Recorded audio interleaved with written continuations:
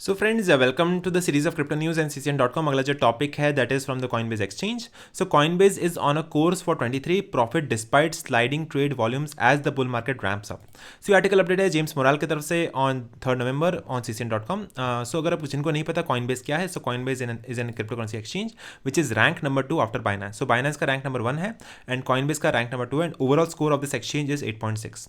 इसका जो ट्रेडिंग वॉल्यूम है दैट इज इक्वल $1.5 बिलियन। इसका लिक्विडिटी है 779, वीकली विजिट्स है 76,000 वीकली विजिट्स है, मार्केट्स अवेलेबल है 393 एंड नंबर ऑफ जो कॉइन्स लिस्टेड है on this exchange that is equal to 240। सो ये अपडेट है कॉइनबेस के बारे में। You can see the details of Coinbase exchange as well on the website of CoinMarketCap. So अभी जो स्पॉट ट्रेडिंग वॉल्यूम आ रहा है इस एक्सचेंज पे that is equal $1.6 billion. So that is a good amount of volume and this is rank number 2 in the world.